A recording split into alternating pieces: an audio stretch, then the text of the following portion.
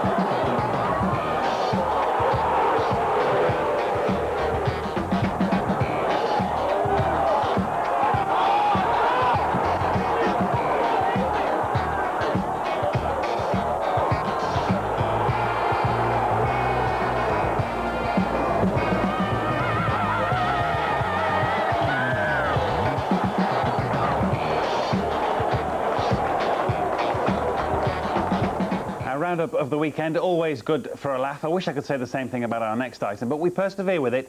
Stat of the day.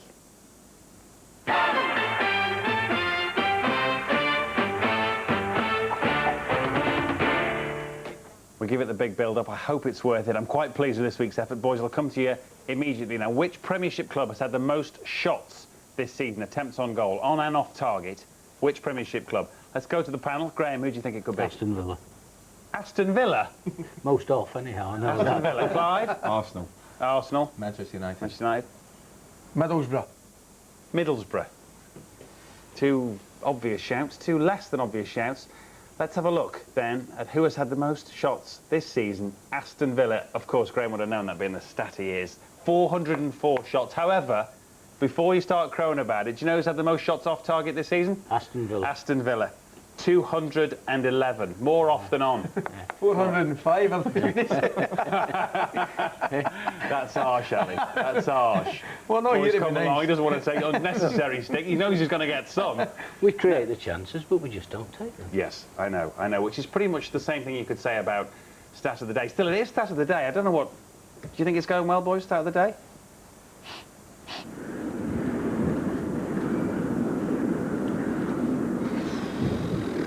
Apologies to Reeves and Mortimer, we try. Now, tomorrow night hardly needs the hard sell, does it? Manchester United at the Bernabeu against the mighty Real Madrid. If you look at them, you can imagine him even playing a little bit lethargic or not so well, and all of a sudden they just, one of them is going to turn the game round. So, especially at home in the Bernabeu, then 90 minutes can be a long time for the opposition. We play faster than the last year with Ronaldo. That's ominous.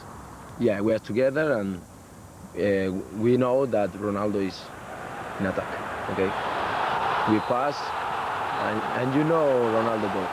Our probably method is to try and score more goals than everyone else, you know. Maybe if we let in a few too many, but, you know, when we're so prolific the other ends, there's only, you know, there's only so much give and take, really. So we're playing very well at the moment, so I don't think we've necessarily got weaknesses.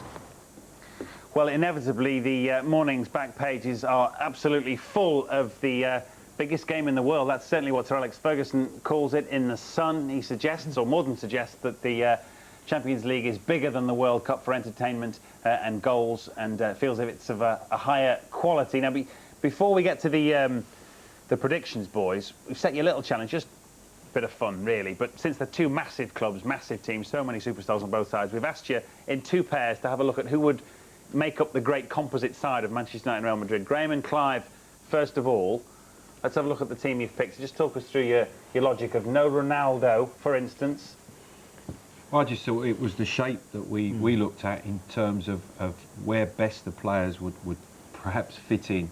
I think Hierro is a quality central player, but he needs pace alongside him, which certainly Ferdinand and Silvestre would provide. So you've got Beckham and Carlos as what sort of wing-backs, Graham? Well, yeah, Ferdinand coming out behind, Silvestre coming out behind, but really it's looking at Zidane and saying, look, we'll put you in there and we'll build a side around you. But yeah, I'd fancy taking that team out. Would you? I really would you? You wouldn't be too unhappy with that 11? I'd like to assist him. Yeah. Would you? Well, you are. You are. If that's the way around you want to play, are you calling yourself the manager? No, because in case we lose, I want him to be.